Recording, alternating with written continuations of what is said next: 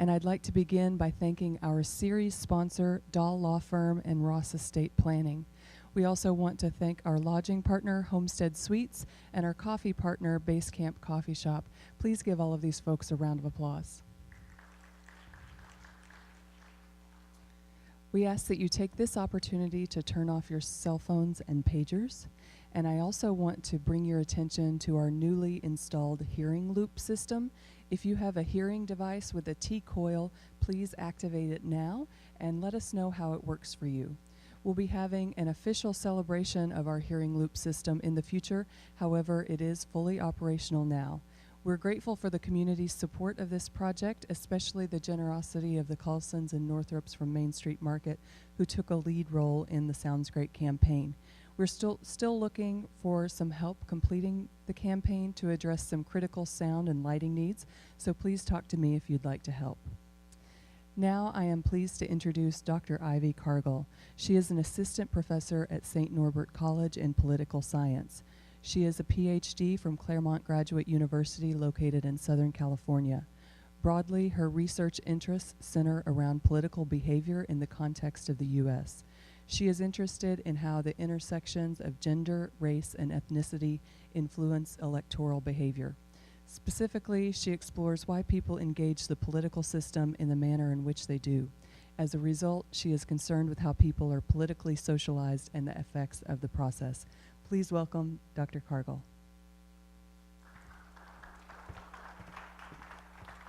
Thank you. Good morning, everyone.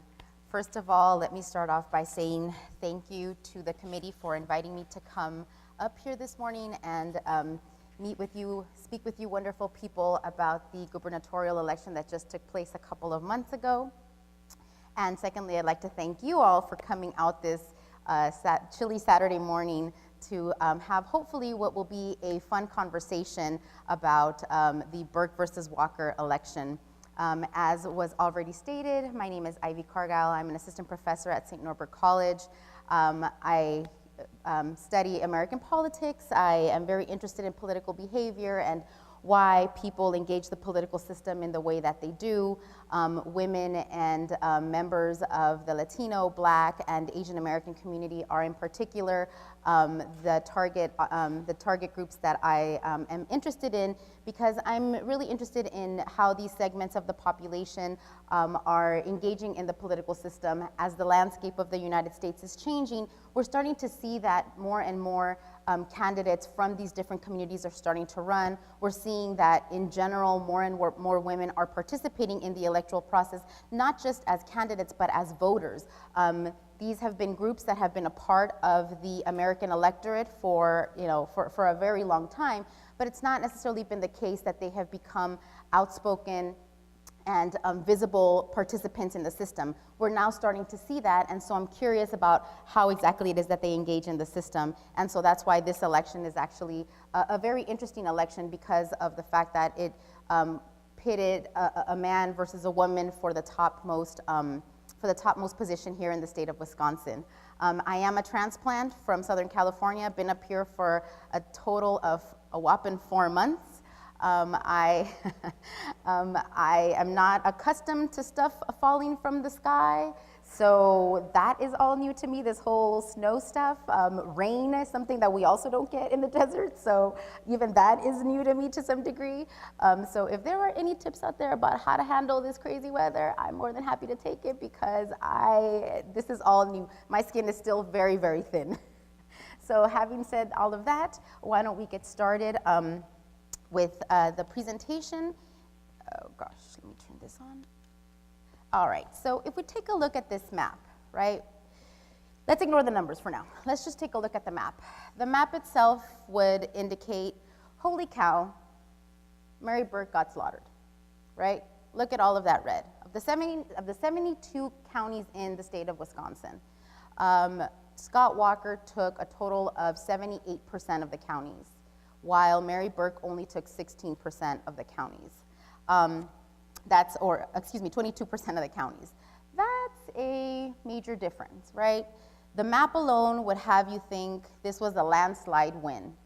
And there was just, I mean, based on this, you would think either the campaign went really wrong, or there was just really no way that Mary Burke was ever, or the challenger was ever going to win this, right? But when we take a look at the numbers, right, and we start to unpack this more, the story becomes slightly different. The numbers indicate that there is only a difference between the two candidates of 5.7 percentage points, right? Which really means that the election results are much closer than we think, right? Now, clearly it was a contest strictly between Burke versus Walker. The other two candidates that also ran for election didn't necessarily take any votes away from anybody, because even if all of those voters had supported Mary Burke, it still would not have allowed her to win. So it's not like these candidates took votes away from either candidate, because if they go to Walker, it just opens up the difference between Burke and Walker a little bit more. Or if they go to Burke, it doesn't necessarily help her win. She just, decreases the margin between her, the difference between her and Scott Walker. So we see that, the map is not very indicative of what actually happened, right? In terms of the overall win. From the very beginning, it needs to be made clear that, Burke was facing an uphill battle. She was challenging an incumbent candidate, and as some of you or all of you may know, that comes at a great expense. That's why it doesn't happen very often in politics. People are very reticent about challenging an incumbent candidate, because incumbent candidates come with advantages. They already have some advantages that are built into the fact that they are the candidate or they are the politician that is already in office. First of all, you have the fact that while Mary Burke hasn't even considered running for office, Governor Walker is already in his first term getting ready for the re-election campaign. So what does that mean? That means he's amassing not just a network, but he's also amassing a war chest, right? He's already, during the first term, fundraising and getting economically ready, resource ready for the second term. Whereas Mary Burke hasn't even considered the possibility that she's going to run for governor in a couple of years, right? So that's already a major disadvantage. He's already fundraising when she hasn't even considered the possibilities of running. The second advantage that Scott Walker has is the fact that, plain and simple, name recognition. He's the man in office, he's the current governor, right? He gets to be in front of people's in front of Wisconsin voters at least once a year during the State of the Union address, assuming people are watching it, right? Or if not, he gets to be, to some degree, at some point in any Wisconsinite's life, Scott Walker is crossing people's paths, right? Because he is the current the current governor. So as a result, you're going to see what ends up happening for a challenger is that name recognition ends up mattering, because what we know from research in political science is that voters go to the polls and they don't necessarily always go in with perfect information or with enough information. They go into the polls and they're voting because they have a sense of civic duty, because for any amount of reasons, they go into the polls, but it's not necessarily the case that they're going in fully informed. And when that happens, a lot of times, what people rely on as an information shortcut is a candidate's name. So if Mary Burke is a candidate who a voter isn't necessarily familiar with, but Scott Walker is a name that they're familiar with, they may not necessarily know his positionality, they may not know what issues he is in favor of or against, they may not know exactly what his record is. It doesn't matter, they know his name. And that's all that sometimes a voter needs to say, check next to Scott Walker, I don't know who this Mary Burke person is. So that name recognition is important, and that's something that an incumbent is able to really get out, because he's the current head of state. The third benefit that an incumbent comes to the table with, which can be good and bad, is a record, right? And so for Scott Walker, you have a situation where the record is a little dicey, right? Especially considering the recall in 2012. And that's why I say it can be good or it can be bad. And so for Scott Walker, we see a situation where For those people who support him, the record is great, right? I mean, but those people are going to support him no matter what. For people who are on the fence, it's a little questionable. But the bottom line is he has a record, he has something to stand on, he has something to say, look, here's what I tried to do, here is what I've done, what has she done for you lately, right? But here's what I've done. Now that record is all for Scott Walker, and in light of the recall election, is also part of why this election and how it played out is so interesting. Because going into the beginning, maybe thinking about right after she wins the nomination and into the summer of 2014, the thought is, you know, she has a real chance. This election might actually go her way. And so it becomes a question of, this election was a toss-up, and the question is why? Why was this election a toss-up? Well, there's a couple of things going on. Going back to that record that he has, voters are angry at Scott Walker. Polls and data show that Wisconsin voters are upset. They're upset for a couple of reasons, right? Some people are upset because they feel that the recall should have never happened. Recalls should only happen because of issues of bad behavior. Other people argue that the fact that that what he's trying to do with the state does in fact entail bad behavior, right? Some people are upset because they feel that the recall didn't result in the way that it should have ended up, right? That in fact the wrong candidate won. And then some people are just upset because they think it was just a ridiculous mess. Bottom line is people are upset, right? And the feeling that we get in hindsight is that people were very angry, and in particular, for the voters that are angry and that are angry because they're not happy with Walker as the governor, these are the general themes around which they are upset, right? What is he doing about these three things? Now, he broke his promise to some people feel that he broke his promise on job creation. He pledged to bring in 250,000 private sector jobs, and that didn't necessarily happen, right? He also then, in terms of the issue, and so what that then does is then influence the economy of the state. Secondly, the issue of education. On the issue of education, there's the whole controversy around Act 10 and what that means. And then in addition to that, as the federal government begins to unveil its plan on education, the governor's rejection of Common Core and what that means for the state of Wisconsin in rejecting these federal guidelines. That's also another reason why voters are upset. And then now recently, well, that doesn't really come into play, but maybe some people were suspecting that he's going to continue dabbling in education, and with this licensing situation that he's coming up with, that he just came up with, it just lends further credence to those people who were upset at him about education as to why they should be upset, right? And then there's a healthcare situation, the healthcare issue. The fact that he's rejecting Medicaid and rejecting to expand Medicaid and not allowing for the Affordable Health Care Act to act in the way that it's supposed to actually help Wisconsinites deal with their healthcare issues, he's blockading that, right? So the Affordable Health Care Act isn't able to fully work the way that it's supposed to work and benefit Americans or Wisconsinites the way that it's supposed to. So voters are angry at him for these three reasons. And now, mind you, there are other issues that voters in Wisconsin are also concerned about. The thing is that these are the themes. These are the overall issues that came up time and time again. And if you think about the platforms that both candidates ran on, these are three things that came up in their platform speeches, that came up in their discussions, that came up in their campaigns and on their websites over and over again generally.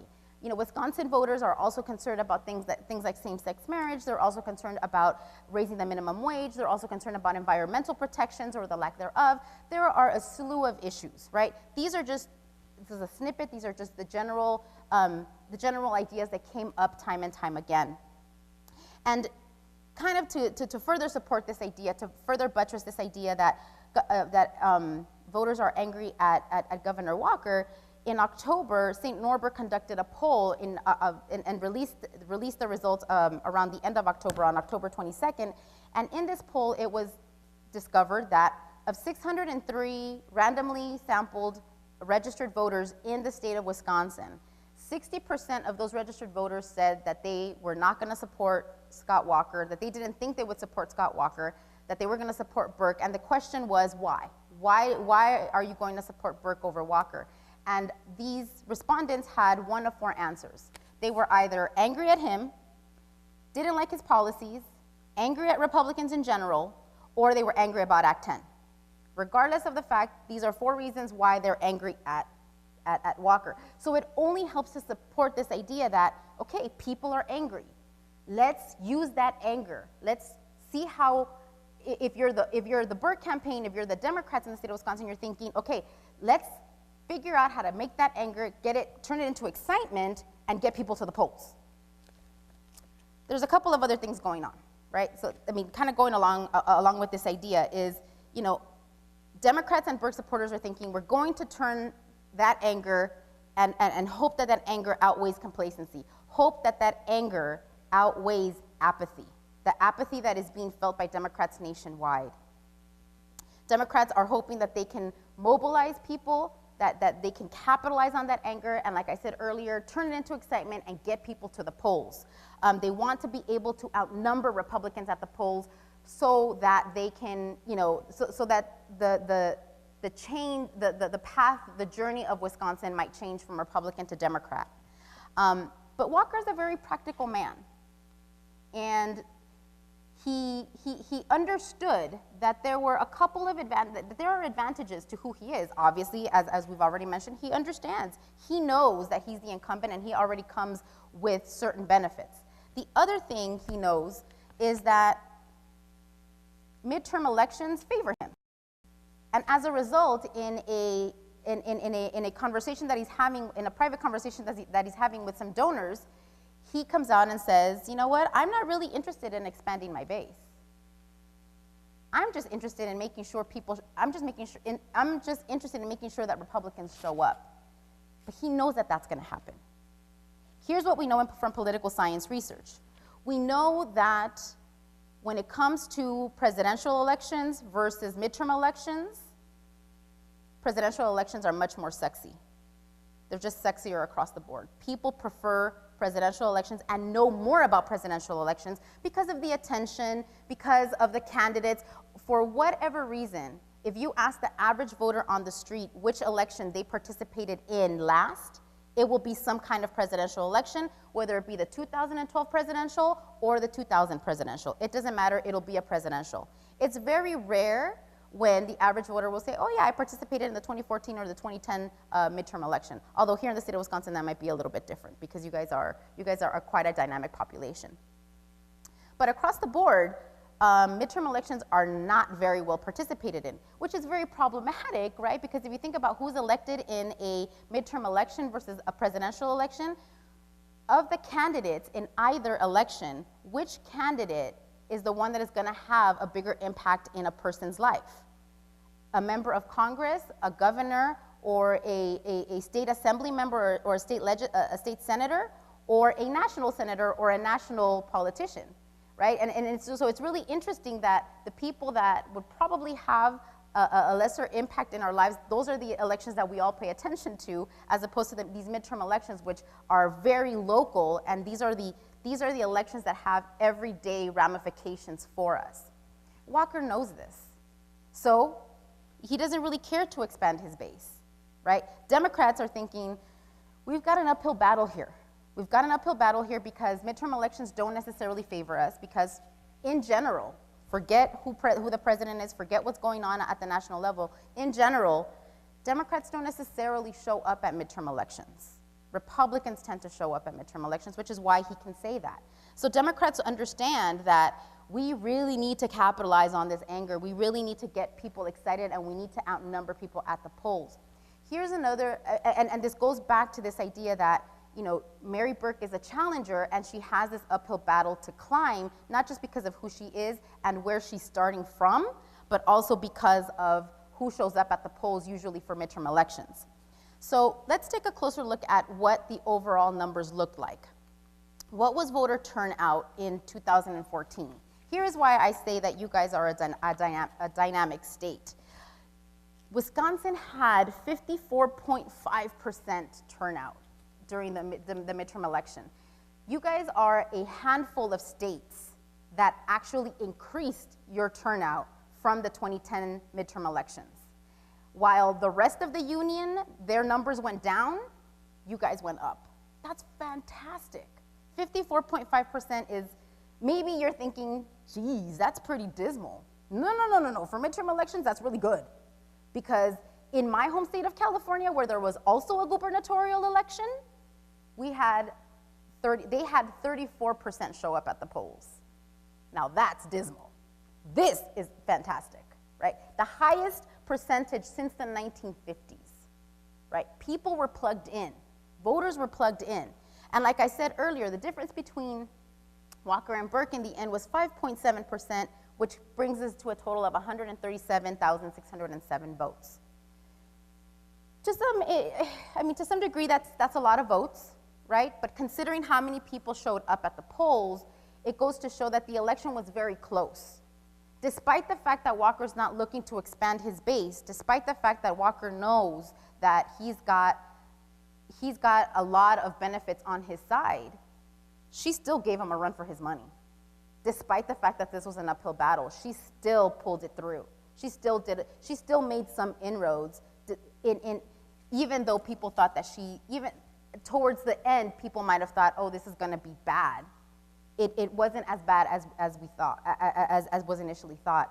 That anger that people were feeling, that angst that people were feeling against Walker to some degree did pay off for Ms. Burke. So let's unpack further what these numbers mean. Let's take a look at some of the demographic breakdowns in regards to who supported Walker. Now, another aspect of American politics that we know about is, and that we keep hearing about in the news, especially since 2010, is this idea of the gender gap. In political science research, there is a theory that called gender affinity, that indicates that female voters tend to support female candidates, and that it's going to be harder for a man to support a female candidate, regardless of party. Now, when you put party into the mix, it's very interesting because it tends to be the case that in general, right, in social science and political science, we like to talk about generalizability. In general, women tend to identify more with the Democratic Party than the Republican Party. Not to say that there aren't female Republicans, yes there are, but generally speaking, women tend to align with the Democratic Party. And so when you have a candidate, when you have a really interesting election like the 2014 midterm election, where you have a male Republican and a female Democrat, the expectation is that the gender gap is going to show up, right? And this clearly shows that, right? 60% of men support Walker, 39% of men support Burke, 45% of women support Walker, 56% support Burke, and the gender gap is there. This is a consistent percentage that we find across the board in state elections and national elections, where women are turning out more than men for a couple of different election cycles now, which is why this idea of women in politics is actually very interesting, because we're starting to see that even though they've been a part of the electorate for as long as the electorate has been around, we're starting to see that more and more women are participating in the process, right? So here we have these numbers right here lend further credence to the idea that there might be something to this idea of gender affinity, that women do support a female candidate more so than a male does, right?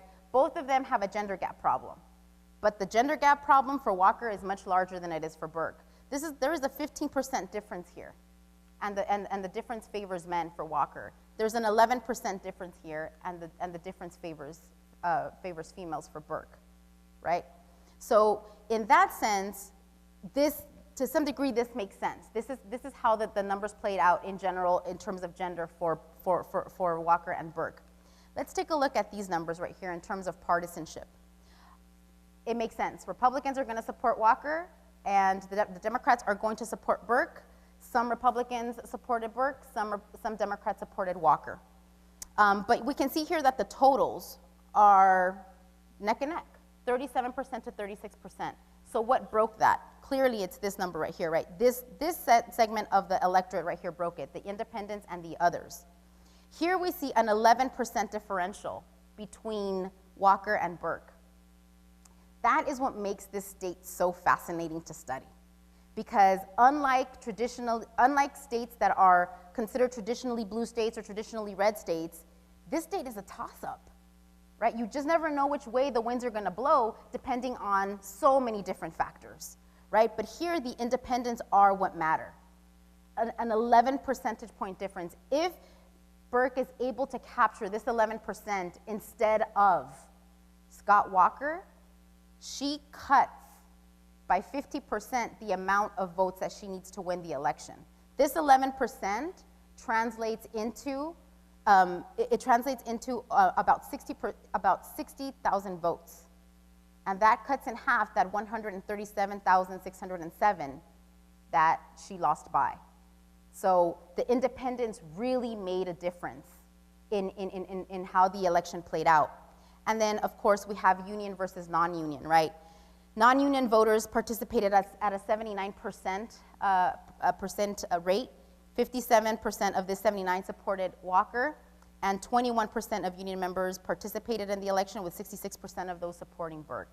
Those numbers make sense considering what has been going on and what Walker's positions are. But going back to this right here, and going back to a point that I made earlier about the fact that midterm elections tend to favor Walker. Here's another, because of the fact that midterm elections tend to have a lower turnout overall, what we've done in political science is kind of created a profile of what the midterm voter looks like. And that's also the reason why Walker can say, I'm not looking really to expand my base. I just need my base to show up. I need those folks to show up, and here is why. The midterm election voter tends to be more conservative, more religious, tends to be a high partisan, so a very entrenched Republican. This is not to say that Democrats don't show up at midterm elections, they do, but what's really interesting about midterm elections in comparison to presidential elections is that it's the fringes to some degree that show up to midterm elections, right? The very loyal, highly partisan Republicans and the highly loyal, highly partisan Democrats. Now, unfortunately for Burke, fortunately for Walker, the majority of partisans that show up are the Republican partisans, and he understands this. So in addition to that, they also tend to be older voters, and they also tend to be wider voters. So in terms of the diversity of the midterm, the racial ethnic diversity of the midterm election electorate, it's not really there. So having said that, let's take a look at the profile or the coalition of voters that supported Walker. The coalition of voters that supported Walker tended to be male, from rural and suburban areas. They tended to be married, they tended to be older, and regular churchgoers. Of the 7 descriptors that I gave you about in regards to who the midterm election voter is, Walker gets 3 out of the 7, right? He gets the older voter, the regular churchgoer, right? And to some degree, the rural and suburban voter. Because at least, not to say that rural and suburban areas in the state of Wisconsin don't have any racial or ethnic minorities in them, they do, but for the most part in the state of Wisconsin, racial and ethnic minorities tend to be in the urban areas, right, in the urban centers. So this is another benefit for Walker. This is the coalition that elected him. He has a lot of benefits on his side, right? So this further speaks to the fact that Burke has an uphill battle to climb. She's climbing an uphill battle. And so if this is what he has on his side, is there a way for Burke to change this? What does she have on her side? What are the tools that she can use, right, to try to break through this? Well, the one thing I argue is that she can use her campaign. The campaign matters. There is research in American politics that you will find that says that campaigns don't matter. To some degree, that's true. These scholars who say that campaigns don't matter say that it doesn't matter because of the fact that by the time that you get to a month or 2 months before the election, voters have already made up their mind. Now, that may be true for people who are in particular, this is true for highly partisan voters, right? A highly partisan Republican is not going to vote for a Democratic candidate, and vice versa. But again, going back to the dynamic aspect of the state of Wisconsin, here is where the independent voters matter, right? The campaign does matter, and the context of the election matters. Those are two things that are always going to affect any kind of election. The mood of the electorate at the time of the 2014 midterm elections was not the best, right? Voters, Americans were upset at the Obama administration. They didn't feel like what they had set out to do had actually been accomplished. In particular, Democrats are upset, right? The fear at the national level is Democrats are not going to show up at the polls on November 4th. That can't happen. Now, based on the election results, now in January, we can see that that's exactly what happened.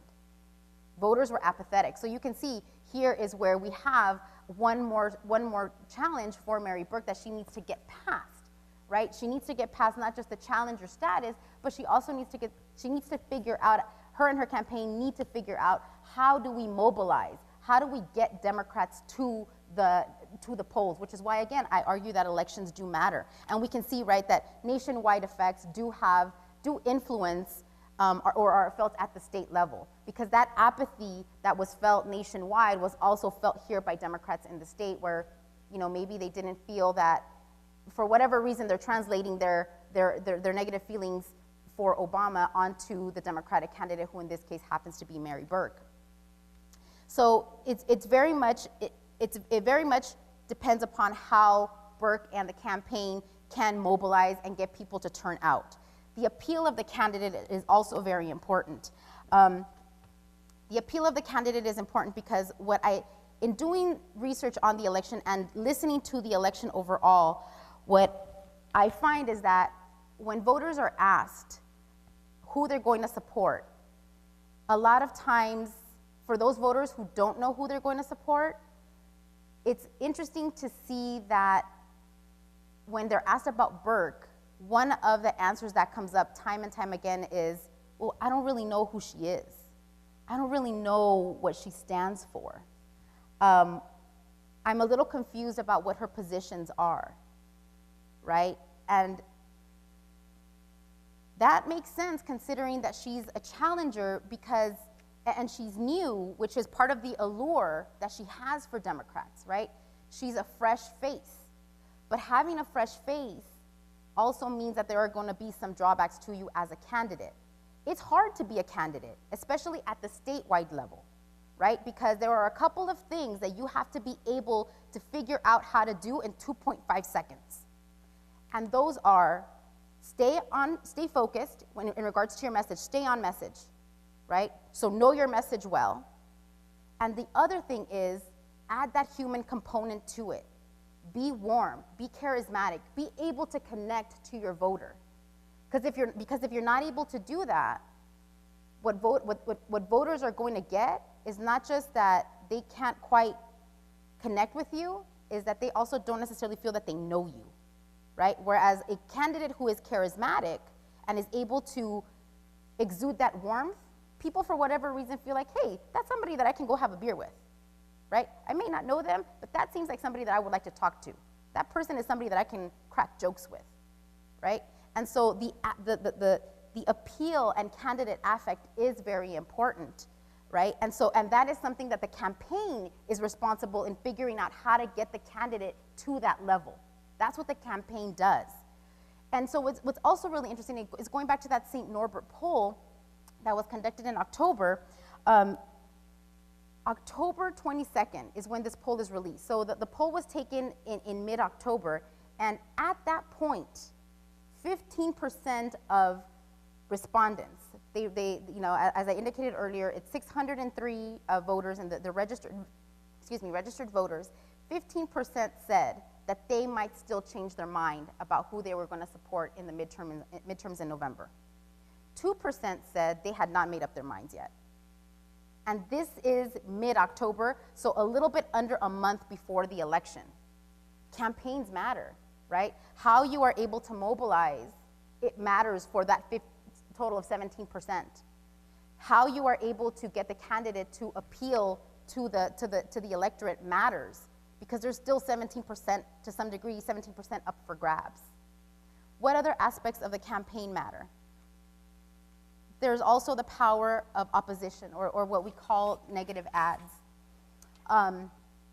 The research on this is split again, in that half of experts in political science argue negative ads are bad, just across the board. We should not do them. We should figure out how to get rid of them because they demobilize people.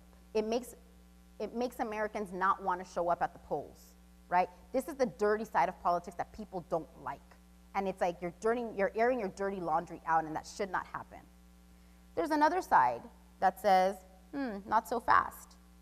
Negative ads can actually be mobilizing, and here's how. If there is a particular issue that a candidate is attacked on, and then they add a rebuttal to that attack, and they go and the campaigns, the camps go back and forth on this particular issue, that seems to strike curiosity in voters who may not have been paying attention before these ads came on the air. It has been found that when there is a constant fight over a particular issue between candidates during a campaign, voters get curious and start doing research, therefore increasing their political knowledge and eventually showing up at the polls, because if they've already done all this research, might as well go vote, right? And in particular, I want my candidate to win, right? So in that sense, it seems like negative ads can actually have a positive impact. Now, for Mary Burke, it ends up being a bit of a challenge, because as a challenger, as any candidate really, whether you're a challenger or an incumbent, what you always want to do is you always want to make sure that you stay ahead of you stay ahead of the messaging, right? You want to make sure that as a newcomer, her and her campaign control the message. They control the story that is being told about her, because they can use the adjectives and the descriptors that they want to make sure that people understand who this candidate is, so that when people are asked who they're going to support, they don't say, well, I don't really know Mary Burke, or Mary Burke is this XYZ, which is not what she really is, right? You want to control that narrative. And we see a perfect example of this, right? What I mean by this too is if we remember back to 2012, and the Obama campaign was really fantastic at doing this with Mitt Romney, where they defined him as this wealthy elitist, this wealthy elitist that could not connect to the average voter. That message was so strong, and it defined Romney for so long, that after the election was over, he even made a documentary, right, to show, I am not that cold elitist man. I am a real person too, right? Like, that's how strong that narrative was. That campaign was never able to get in front of that message. And it's a perfect example of why you want to do that. Now, with the Burke and Walker election, where we see this kind of play out is with the plagiarism scandal, right? We see that, unfortunately, I mean, it's really interesting to read some of the stories behind it, where some Republican strategists felt that the Republican Governors Association should not have put those ads out. They felt this story has no legs. Why are they even harping on this? But it did end up having legs. And it ended up having legs in part because it seems that it had legs because, in part, the Burke campaign wasn't able to get ahead of the story. And we kind of see that in that commercial, if you guys remember back, in that commercial that the Walker campaign put out, where she's asked to define plagiarism and is unable to find her words. That's a perfect example of the campaign, unfortunately, not being able to stay in front of the issue. Because at the end of the day, here's really what the issue is. This cartoon demonstrates it so perfectly. You have a journalist who is questioning Mary Burke, and he asks, Ms. Burke, how do you defend the fact that your jobs plan was plagiarized? Her answer, you know how we love recycling in Madison. Well, what does that mean?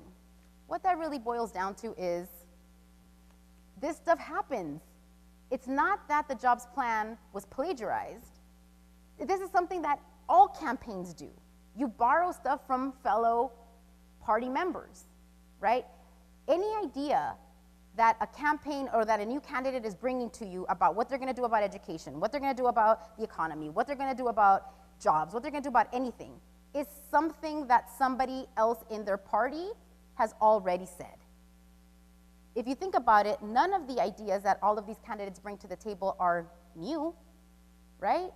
So it's not like what the Burke campaign did was completely atrocious. It's something that always happens. And that's part of the reason why some Republican strategists felt that the story initially had no legs, right? But this is, again, another reason why the campaign does matter. What other element does this all play out into? What also matters is the presentation of the candidate and how the campaign handles that. Now, the narrative that I have here kind of goes against this story, it goes against the picture. This is what we want to present. This is what we want to see about all candidates, especially when we think about candidates who are running for executive level office like a governor. What we know when voters are asked time and time again, this is a question that has been asked in Gallup since the 1940s, 1950s. What do you look for in a leader? Time and time again, voters always say, we want a leader who is strong. We want a leader who is assertive, right? Which that picture depicts that, right? But when you have media portrayals of her as weak, that really does work against her. Because in particular, one of the stereotypes that the research finds about women in politics and when females run for office, for women as candidates, is that for a very long time, the reason why voters felt they could not support a female for president, a female for national level office, or a female for an executive position like governor is because it was felt that, well, women are just naturally not as strong as men. What does that equate to? It equates to weakness, right? So to then see that these are the adjectives that are then used to describe Burke, that only works doubly against her. The issue of past experience is very interesting because part of the reason she is such a sexy candidate for Democrats, for Democratic operatives, is because of her past experience. She comes in with a great business resume, right?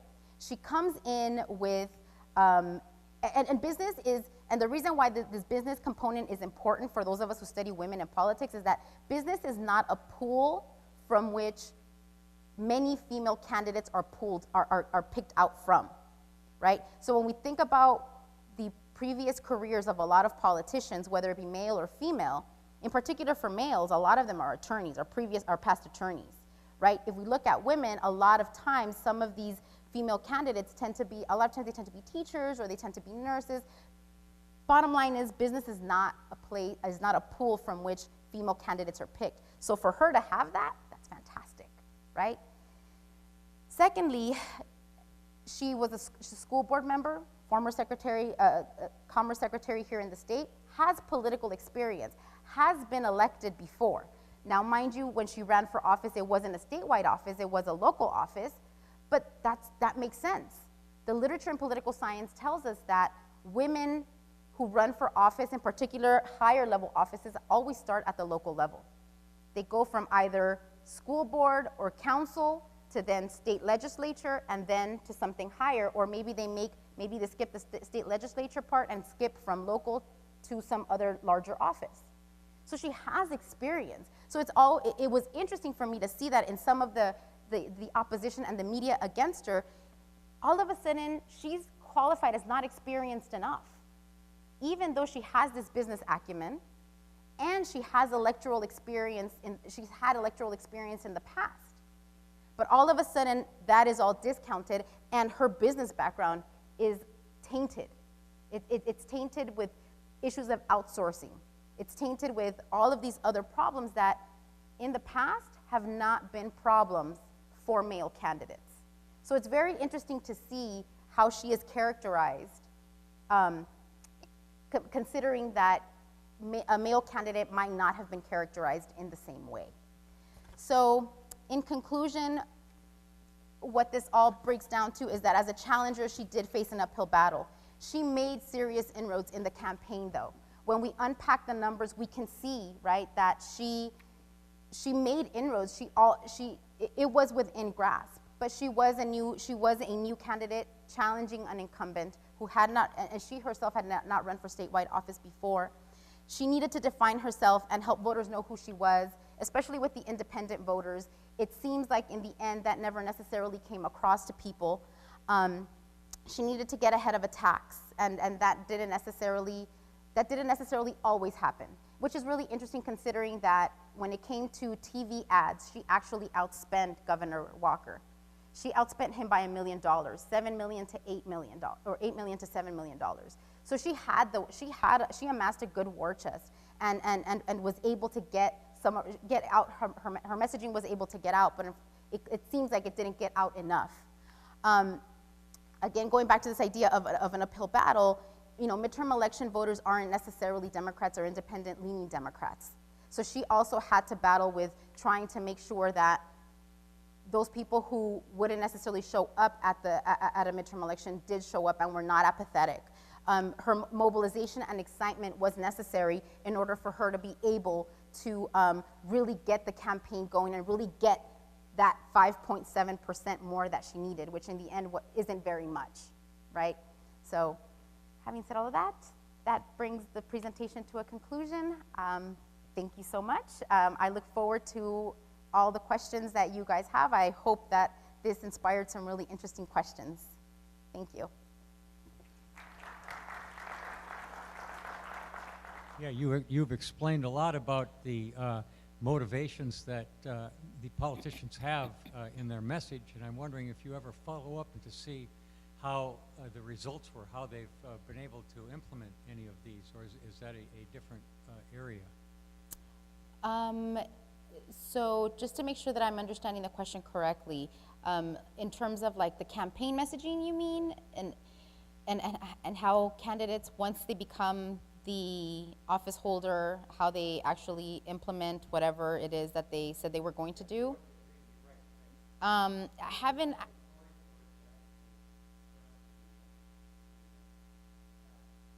Yeah, so I haven't actually necessarily done research on that side of it, but from what I gather, it's hit and miss depending upon whatever is happening in the local politics of that particular time.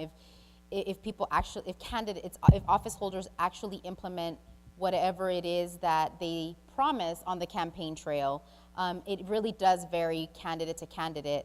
And then also too, you have, I think, the job creation situation with Walker, I think, is a good example of that, in that it also depends upon how the office holder then defines success or failure, or ignoring it, or ignoring the issue altogether, right? Because one of the issues that Burke kept trying to hammer home during debates and during campaign speeches in terms against Walker is that he didn't fulfill that promise, right? That he did not create the 250,000 plus private sector jobs, and that the numbers showed that. But he had a different definition of what that was, and he said he may not have gotten 100%, but he got close, right? Depending on how he defined those jobs, right? So a lot of people argue, yeah, maybe jobs were created, but they weren't necessarily living wage jobs, right? Well, he argues to some degree, I never said they would be, I just said they'd be private sector jobs, right? So it's also a matter of how then success is defined. But overall though, I haven't necessarily followed up on that research. We have a question over here, and then we'll come to you too. Ivy, you had a slide about 3 issues that angered some voters about Walker. Could you put that one up again? Yeah, of course.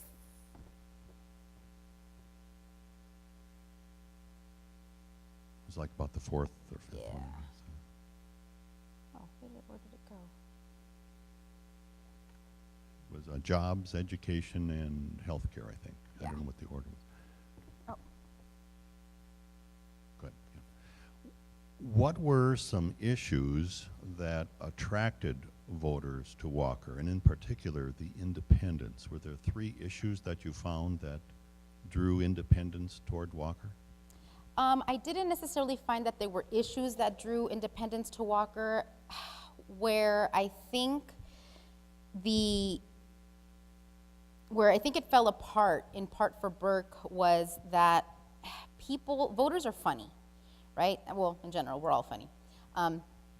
But in the St. Norbert poll, for example, they asked a question about, I said earlier, 60% said that they weren't going to support, that they didn't want to support Walker.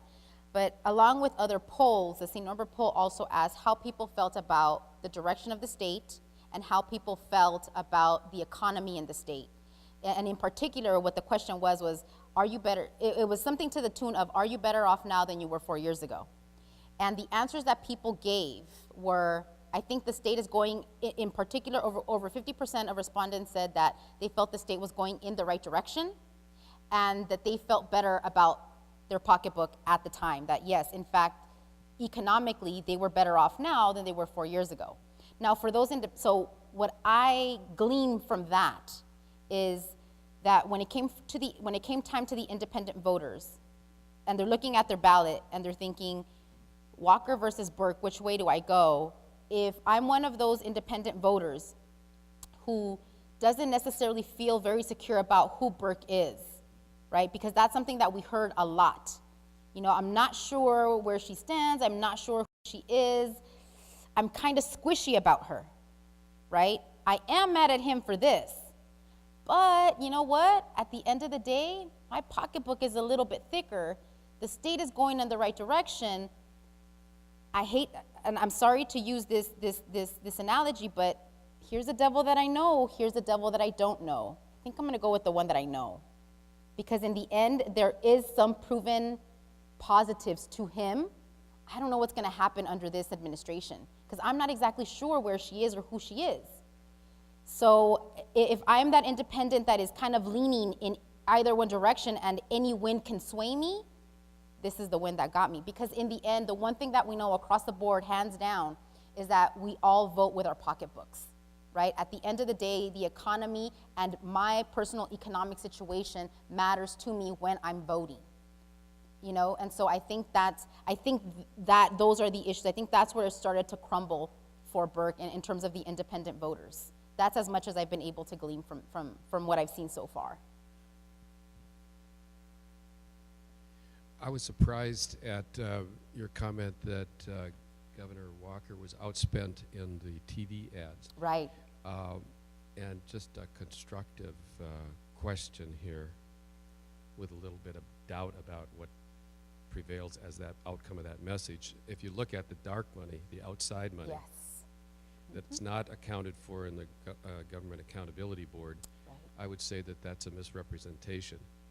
And I want to say that on the assembly level, I know, because I ran the Door County campaign, we were outspent 3 times on what's on the books, not even considering the Right. outside money.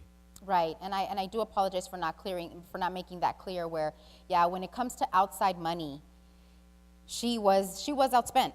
I mean, she was out fundraised, or not even out fundraised. She was just she was outmaneuvered in that sense. The outside money did not come in for her the way that it came in for him, and we all hear talkings about where that money is coming from. But yeah, I mean, I definitely think you are right about that. That hurt her. And again, I think a lot of that, some people argue that the liberals didn't come out for her in terms of, the outside money. And to some degree they did. They just didn't come in as hard as, or as strong as the opposition came in for Walker. And so, yeah, I mean, there is a lot to be said about your comment. Yeah.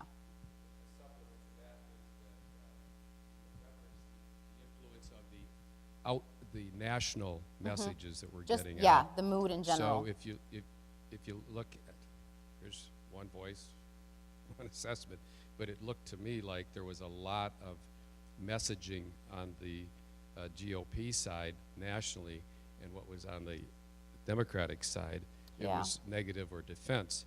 And so all of that, Yeah. I'm left with a tsunami image Yeah. on this national wave of 4 years of discontent being Right. put out there, which I think has a voter impact here. Oh yeah, the 'Cause you're national discouraged. apathy. Oh, of course, So- of course. I think that's part of the reason why the independents fell apart for her as well, right? I mean, unfortunately, it is one of those situations where the national mood did have state level effects. So that's why the campaign does matter, right? So when we hear about people saying that the campaign does not matter, it does, because that is where the campaign, that is a tool that the candidate has to be able to try to counter that. Unfortunately, in this case, it wasn't strong enough, and a lot of it could be resources. I don't think a lot of it. I think most of it is resources, right? Was there any thought given to the effect that you were talking about the devil you know in Walker, as opposed to the one that would preceded him, Doyle? Would there have been a cross there that people were concerned, I feel I'm better off now than I was under the prior Democrat? What am I looking for another Democrat for? Yeah, well, I'm sure that had an effect. Unfortunately, the questions that were asked specifically had a time frame. So they weren't open-ended questions, so it wasn't necessarily the case that Doyle was brought up or the Doyle administration, but the Walker campaign was really good in terms of connecting her to him, right? Especially since she worked under his administration. And to some degree, a lot of strategists were saying, well, he's kind of making it an election of him against the Doyle administration and why people are better off. So does Doyle have an effect, a secondary effect in independent voters' minds? Of course, I'm sure it's there. I think that's a very good question, and there is a connection there. I haven't necessarily seen any numbers on it, but I'm sure that there's a connection there, that people are thinking about that in regards to the economic situation and the outlook of the state. Thank you for the presentation, Dr. Cargile. It was great. Put on a campaign manager's hat for a minute, if you will. And if you were Mary Burke's campaign manager, what would you have done differently, especially in those last few weeks? What would I have done differently? Oh, in the last few weeks. Hit independent voters as hard as I can, or try to try to see if there are surrogates that can come out, and I don't know if they did this or not, but see if there are surrogates that can come out to really hit those areas where the independent voters are, create a more defined message of who she is. So she's not this squishy, I don't know who she is type of a candidate, because I feel like that could have gotten more people over to her side, a more defined idea of who she is and what she's going to do, and why why Wisconsin would be better off. If you feel that the state is going in the right direction, here's how we can get it on an even better direction, right? Be more defined, be more definite about what the administration would do, and who really try to figure out how to get her to connect better with the electorate, which, in hindsight is 2020, and, woulda, coulda, shoulda, but I think that that's part of where I would have tried to hit the independents as hard as I possibly can to make sure that people walk away with a better sense of what they can get under a Burke administration versus what they've gotten under a Walker administration, so that those people who were on the fence would flip over to my side and not over to the other side like it looked like they did based on the numbers. I think we had a question over here, gentlemen. I too thank you for your insightful presentation, and I wouldn't try to contest any of your knowledge of your facts. I can't do that, but my reaction to your presentation is that you marginalized Walker to a degree and made him seem like more a product of the demographics than of his talent. You referred to him as, I think, a smart politician, and I'm sure he is that. Yeah. But I think he's a talented man too, and this is the Midwest. It really was a more level playing field, I think, this campaign, than an uphill battle.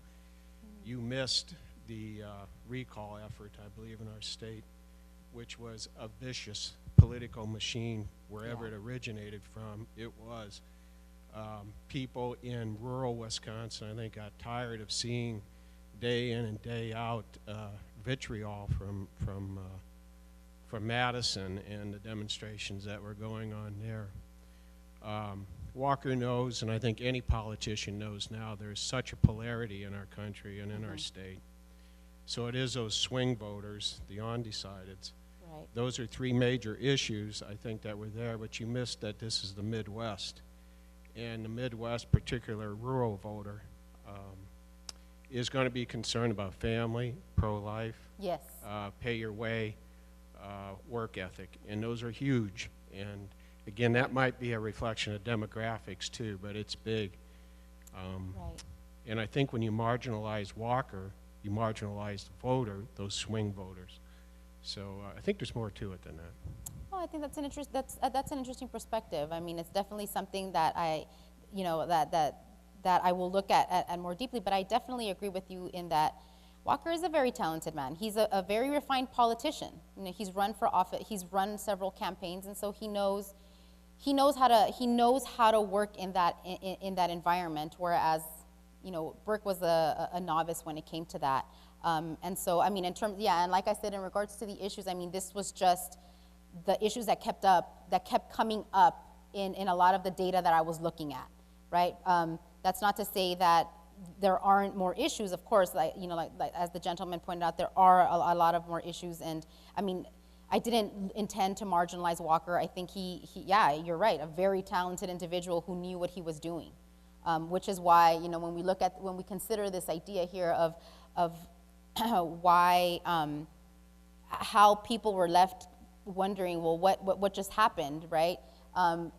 Because there was so much anger. You know, a lot of it has to do with who he is as a politician and how he's able to connect and how he's able to really make people feel like I'm here for you. And again, going back to that question of is the state going in the right direction, he helps to provide that. So yeah, I definitely think you're right on that.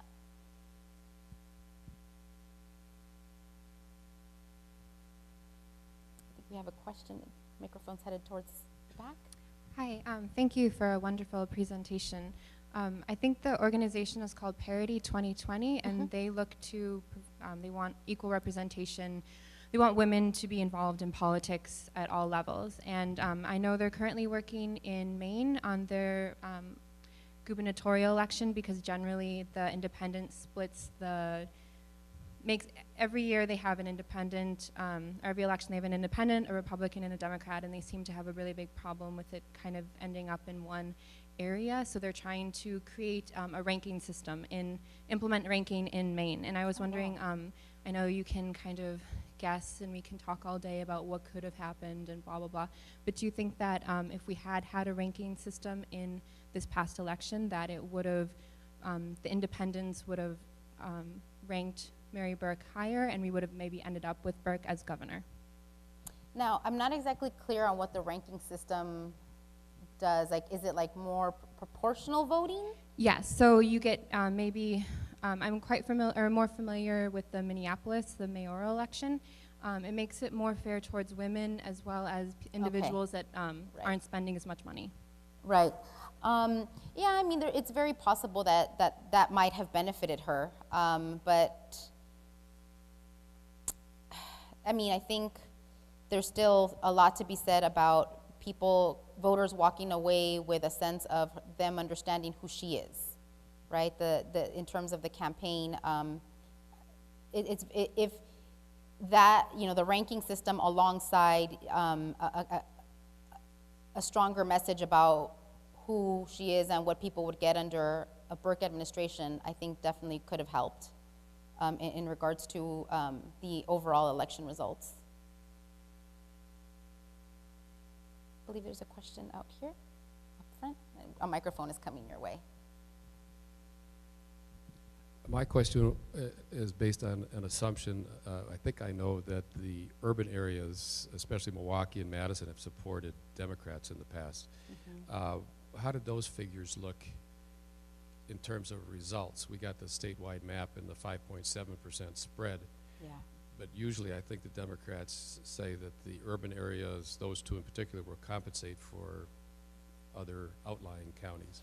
Yeah, so she definitely won those areas. The comparisons that I have seen, and I haven't seen necessarily numbers, I've just seen anecdotal evidence, is that what strategists are saying is she did win the areas, but she barely won them. So she didn't win them with big percentages, whereas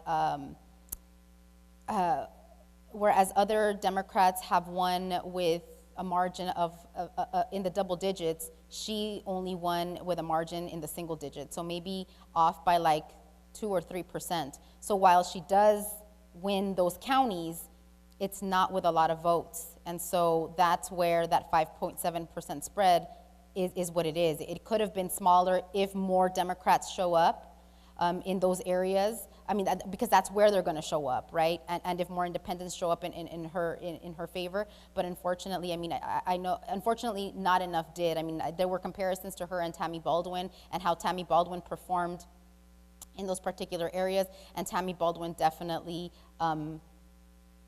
outmaneuvered her in that sense, because she had double-digit margins in comparison to Ms. Burke. So your assumption is correct. I guess if there are no more questions, thank you very, very much for the presentation and for the questions. Thank you all very much. Those were fantastic questions. Thank you for giving me more to think about. It was a pleasure.